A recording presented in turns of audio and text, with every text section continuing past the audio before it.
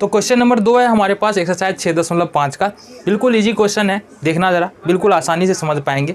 बशर्त शर्त ये है कि बच्चे पाइथागोरस पर में यहाँ पर पढ़ के आए हो, नहीं पढ़ के आए तो भी समझ लो। अगर कोई समकोण त्रिभुज है, हमने क्या कहा, अगर कोई समकोण त्रिभुज है, मान लो ABC जो है वो समकोण त्रिभुज है, तो इसमें AC का जो स्क्वायर होगा सामने वाली भुजा कहलाएगा कर्ण, और ये कर्ण का स्क्वायर मतलब AC समकोण के ठीक सामने वाली भुजा का स्क्वायर करेंगे, और जो दो भुजा बच गया उसका स्क्वायर करके जोड़ेंगे तो वो बराबर होगा।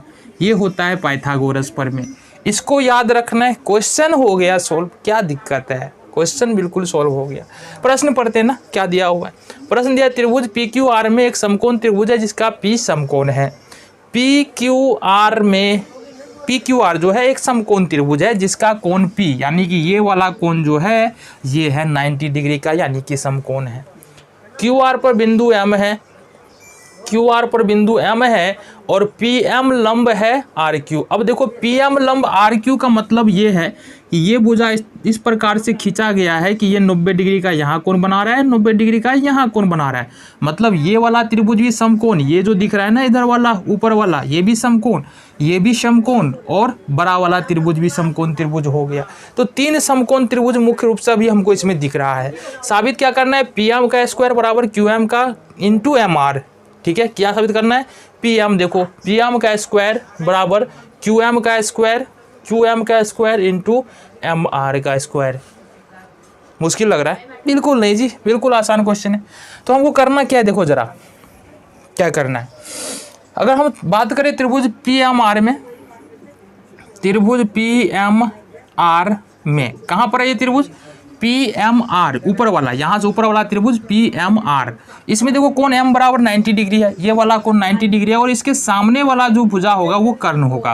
तो हम क्या लिखते हैं, कर्ण का स्क्वायर बराबर लिखते हैं लंब का स्क्वायर आधार का स्क्वायर। तो कर्ण का स्क्वायर मतलब ये लिख देंगे हम PM का स्क्वायर, PR ना, हाँ PR हो जाएगा कर्ण, तो PR का स्क्वायर बराबर हो जाएगा हमारा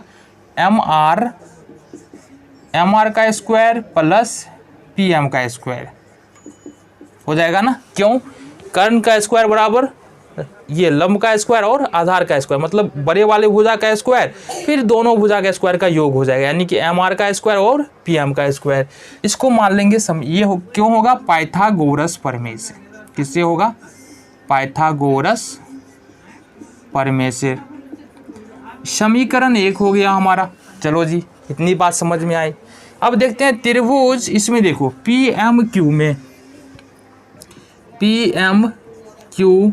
में, अब PMQ में देखो क्या है, कोण M बराबर जो है वो 90 डिग्री है, मतलब ये भी त्रिभुज निकला अपना समकोण।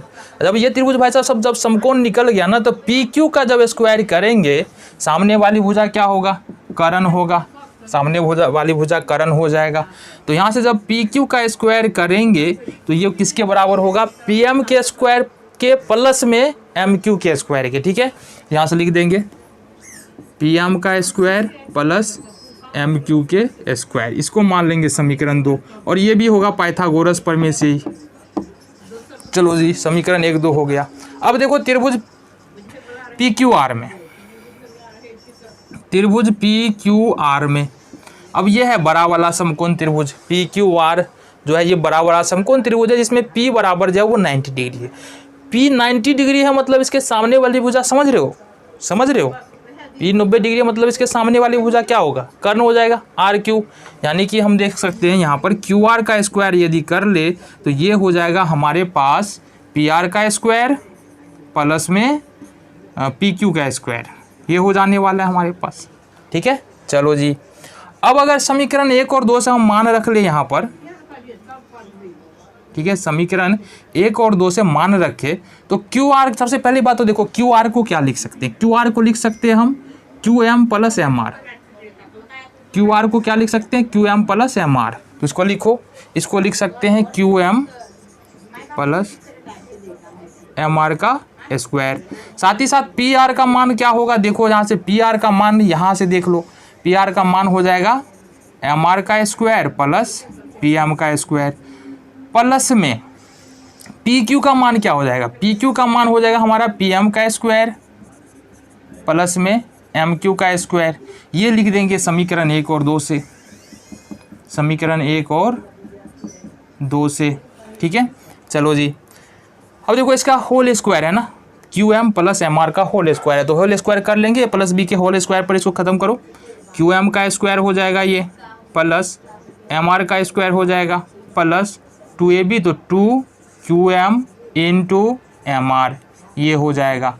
अब इधर देखेंगे क्या हो जाएगा, देखो पी एम और पी एम, 2 पी एम है तो 2 पी एम का स्क्वायर हो जाएगा, बच क्या जा रहा है, एम आर का स्क्वायर,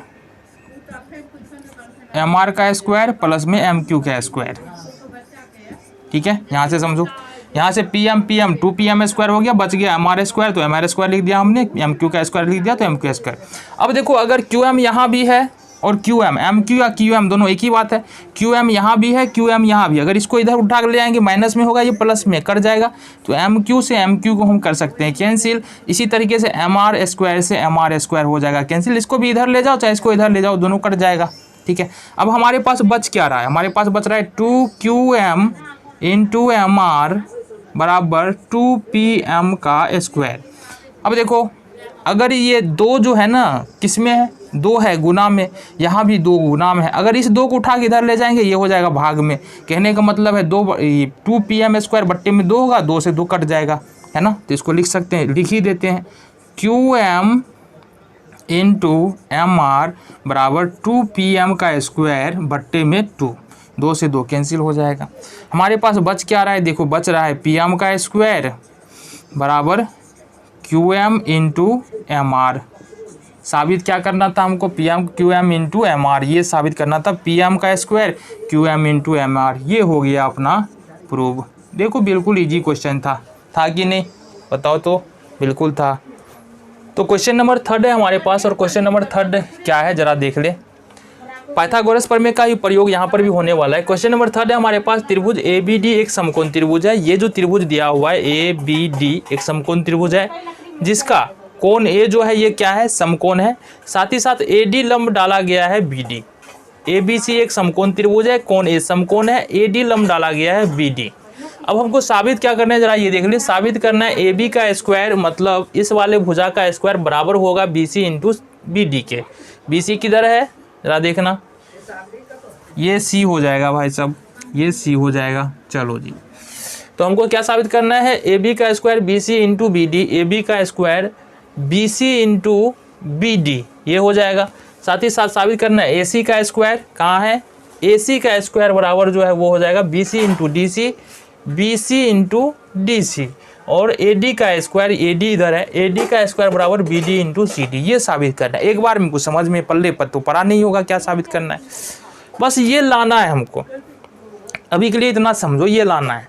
कैसे लाएंगे वो बात करते। सबसे पहला जो साबित करने वाले हम 2 नंबर साबित करने वाले, 2 नंबर जब हमारा साबित हो जाएगा तो ईजिली हम 1 नंबर और 3 नंबर को साबित कर सकते हैं। ठीक है, तो सबसे पहले अगर हम देखें त्रिभुज, इस त्रिभुज में देखें, इस त्रिभुज में ऊपर वाले में ए सी डी में, है ना, तो देखेंगे त्रिभुज ए सी डी में ये चूंकि समकोण त्रिभुज है, क्योंकि ये लंब खींचा गया तो 90 डिग्री का कोण बनेगा, समकोण त्रिभुज है तो सामने वाली भुजा हो जाएगा यहाँ से कर्ण, यानी कि ए डी बराबर हो जाएगा कर्ण।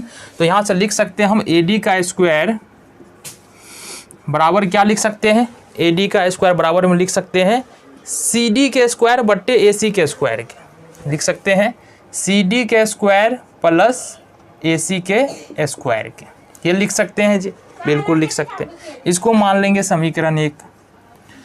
अब त्रिभुज में आ जाओ, इसमें बी सी, ए बी सी में, इस वाले त्रिभुज में ए बी सी, इस वाले त्रिभुज में, तो त्रिभुज ए बी सी में, ए बी सी में, अब ए बी सी भी क्या है, समकोण है, क्योंकि लंब डाला गया तो ये 90 डिग्री होगा, और इसके सामने वाली भुजा यानी कि ए बी क्या होगा, ए बी हो जाएगा कर्ण। तो यहाँ से लिख सकते हैं कि ए बी का स्क्वायर बराबर में हो जाएगा, ए बी का स्क्वायर बराबर में हो जाएगा ए सी का स्क्वायर प्लस बी सी का स्क्वायर, ये हो जाएगा ए सी का स्क्वायर प्लस में बी सी का स्क्वायर। इसको मान लेंगे समीकरण नंबर 2। यहाँ तक समझ में आया, चलो जी। और ये दोनों क्यों हो रहा है, पाइथागोरस प्रमेय से, पाइथागोरस प्रमेय से ये हो रहा है हमारा, किससे हो रहा है, पाइथागोरस प्रमेय से। चलो जी, अब बड़े वाले त्रिभुज में चलते हैं, ABC में, तथा त्रिभुज ABC में। अब ABC में देखेंगे कोण A बराबर समकोण है, इसके सामने वाली भुजा BD, इसके सामने वाली भुजा क्या है BD। तो लिख सकते हैं हम यहाँ से क्या, BD का स्क्वायर बराबर हो जाएगा हमारा AB के स्क्वायर, और साथ ही साथ हो जाएगा हमारा क्या चीज़ AB का स्क्वायर, और बराबर में AD का स्क्वायर का, प्लस में AD का स्क्वायर। मतलब देखो BD है कर्ण, तो BD का स्क्वायर हो जाएगा, साथ ही साथ AB आधार का स्क्वायर और AD लंब का स्क्वायर। तो ये हमने यहाँ पर लिख दिया है। चलो जी, कोई दिक्कत यहाँ से नहीं है। चलो नेक्स्ट क्या करना है अपने को, अब देख लो। अब यहाँ से एक बात यहाँ से देखो, हमको साबित क्या करना है 2 नंबर में, AC का स्क्वायर BC इंटू DC। ठीक है, ये साबित करना है AC का स्क्वायर बराबर BC इंटू DC, ये साबित करना है। तो इसके लिए क्या करना है, सबसे पहले BD देख लो है क्या, BD यानी कि BC और CD मिलकर के क्या बना है, BD बना है। BC और CD मिलकर के BD बना है, अर्थात BD बराबर लिख सकते हैं BC प्लस में CD, ऐसा लिख सकते हैं। तो BD का स्क्वायर है, तो इसको लिख सकते हैं BC प्लस CD का स्क्वायर कर ले, क्योंकि BD बराबर जो है पूरा ये 2 पार्ट में बना है, BC और CD को जोड़ेंगे तो पूरा BD बन जाता है। बराबर में अब AB बराबर देखो समीकरण 2 से AB का मान क्या है, लिख लेते हैं AC का स्क्वायर प्लस में BC का स्क्वायर, प्लस AD बराबर देखो यहाँ समीकरण 1 से CD का स्क्वायर प्लस में AC का स्क्वायर। अब यहाँ से समीकरण 1 और 2 से ये क्यों हो रहा है, क्योंकि समीकरण 1 और 2 का हमने प्रयोग किया है। चलो जी, अब यहाँ से क्या करेंगे, इसका होल स्क्वायर करना है ना, बिल्कुल इसका होल स्क्वायर कर लेंगे। तो ये हो जाएगा हमारा BC का स्क्वायर प्लस CD का square plus 2 into BC into CD, ये हो जाएगा। बराबर इधर देख लो AC का स्क्वायर ये हो जाएगा 2AC का स्क्वायर प्लस BC का स्क्वायर प्लस में CD का स्क्वायर। ये BC का स्क्वायर और CD का स्क्वायर एज यूजुअल ऐसा ही रह जाएगा। अब एक बात बताओ, अगर BC को उठा करके इधर लाएंगे तो ये माइनस में हो जाएगा, इधर BC प्लस में है, तो मतलब BC से BC खत्म हो जाएगा। इसी तरीके से CD से CD यहाँ से घट के 0 है ना, तो हमारे पास बच क्या जा रहा है 2BC इंटू CD बराबर 2AC का स्क्वायर, ये बच रहा है। देखो अब अगर हम लिखे यहाँ से सिंपली 2BC इंटू CD, तो ये हो जाएगा 2AC का स्क्वायर बट्टे में ये 2 इधर आ जाएगा, भाग में आ जाएगा, 2 कर लेंगे। तो हमारे पास बचा क्या, बचा हमारे पास AC का स्क्वायर बराबर BC इंटू CD। एक बात तो हमारे पास यहाँ से प्रूव हो गया, देखो AC का स्क्वायर BC इंटू CD या DC, CD या DC लिख सकते हैं। इसको मान लेते हैं चलो जी समीकरण नंबर 3, क्योंकि आगे अपने पास ये यूज में आने वाला है। ठीक है, चलो अब एक बात बताओ हमको, समीकरण 2 से हमने क्या लिखा है, समीकरण 2 से हमारे पास है क्या AB का स्क्वायर, क्या हमारे पास AB का स्क्वायर बराबर है AC का स्क्वायर प्लस में BC का स्क्वायर, ये है AC का स्क्वायर प्लस में BC का स्क्वायर। अच्छा एक बात बता दो हमको, ये AB का स्क्वायर तो ठीक है। अब समीकरण 3 को देखते हैं, समीकरण 3 में AC का स्क्वायर बराबर क्या दिया है, AC का स्क्वायर BC इंटू CD दिया है, तो AC की जगह पर हम BC इंटू CD को लिख सकते हैं, है कि नहीं।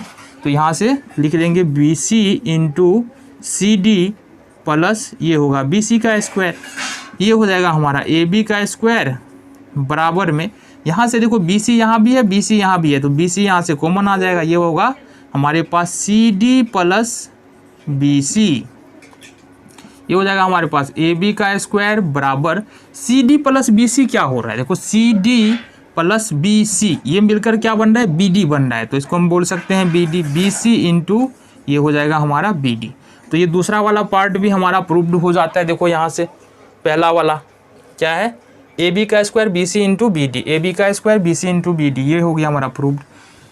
इसी प्रकार से समीकरण अगर हम 1 का सहायता ले, ये दिया हुआ है हमारे पास समीकरण 1 से, समीकरण 1 से क्या दिया हुआ है AD का स्क्वायर बराबर CD का स्क्वायर प्लस AC का स्क्वायर, ये दिया हुआ है।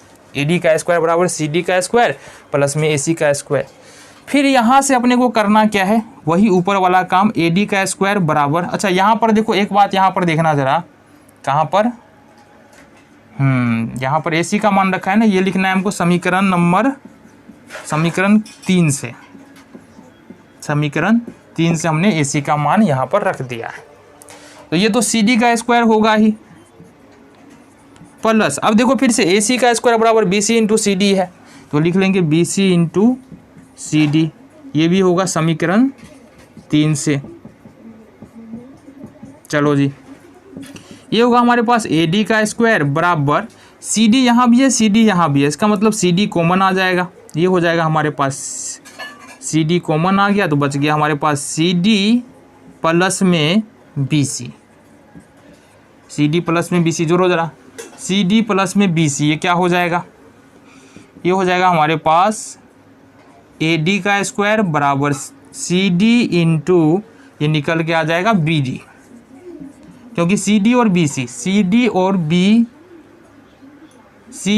BC दोनों को जोड़ेंगे तो क्या बनेगा, BD बन जाएगा।